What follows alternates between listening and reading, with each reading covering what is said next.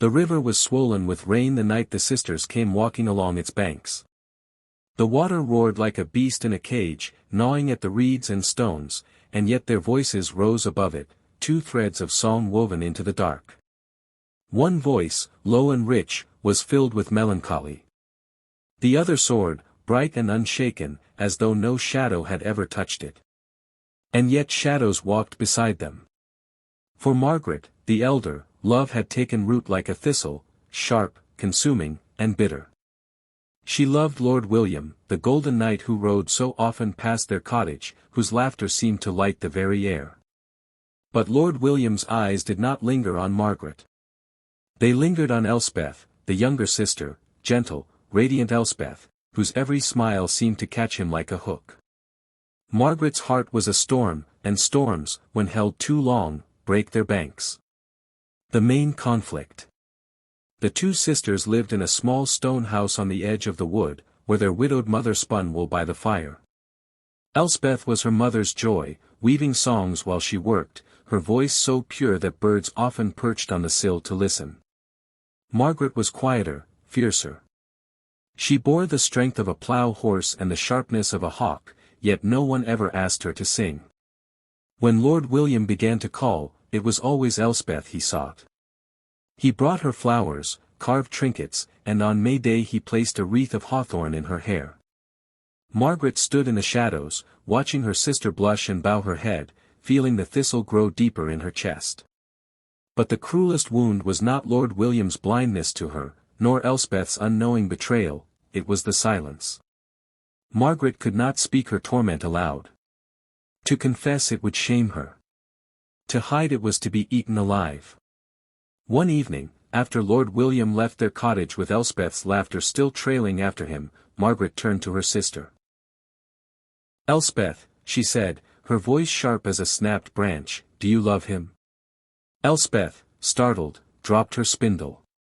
"Why, he is kind, Margaret. He is handsome. Who would not?" Margaret's throat tightened.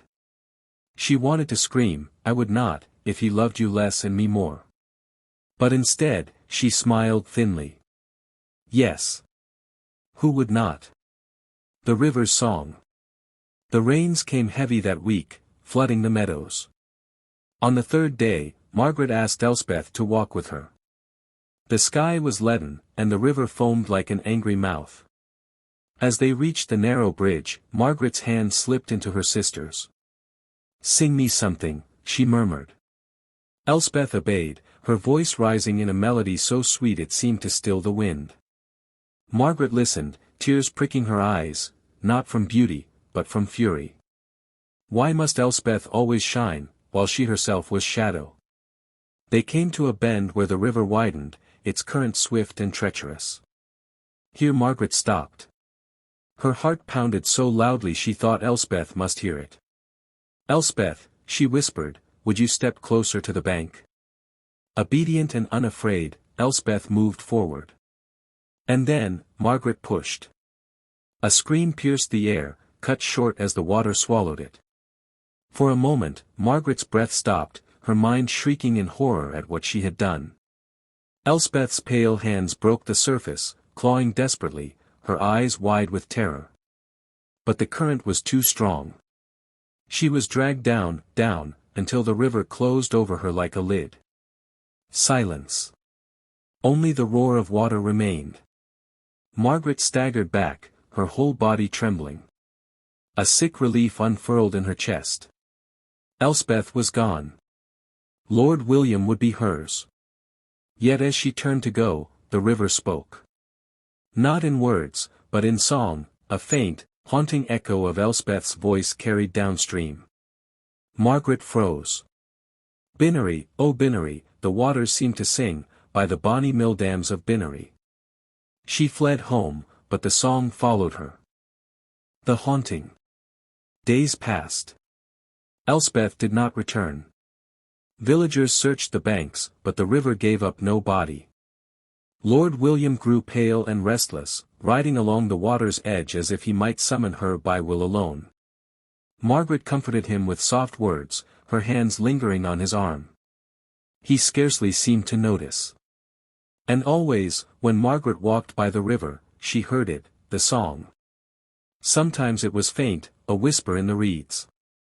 Sometimes it rose loud enough that she clutched her ears. At night she dreamed of Elspeth, hair streaming like weed, eyes staring, lips moving soundlessly. She would wake to the echo of that cursed refrain, Binnorie, oh Binnorie. Her guilt gnawed at her, but pride bound her tongue. She told herself the river lied, that no one knew, that her secret was safe. Until the harp was made. The twist. Weeks later, a miller found strange things tangled in his water wheel, pale bones, long golden hair.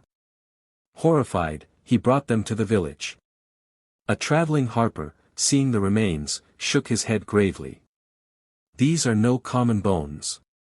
They belong to one wronged, one silenced. Let them speak again. He fashioned the breastbone into a harp, strung it with the golden hair, and brought it to the castle hall where Lord William and Margaret sat among the villagers. When he plucked the strings, the hall fell silent. For it was Elspeth's voice that sang. Not a song of love, nor of sorrow, but of truth. The harp sang of the riverbank, of Margaret's hand, of the cold water closing overhead. Each word struck like a hammer. Margaret leapt to her feet, her face ashen. It lies, she cried. It lies. But the harp sang on. Lord William's eyes, once gentle, were knives now. The villagers murmured, stepping back from her as though she carried plague. And then, an unexpected twist, the harp's voice softened. Margaret, my sister, it sang, why did you do this? Why did you let love turn poison in your veins? You needed only speak, and I would have yielded, for I loved you more than him. The hall gasped. Margaret swayed, stricken. Elspeth would have stepped aside. All her torment, her crime, had been for nothing. Conclusion. Margaret was taken to the riverbank, where judgment was swift. Some say she was cast into the water to join her sister. Others say she fled into the woods and was never seen again, though on stormy nights, her voice is heard calling Elspeth's name, always unanswered.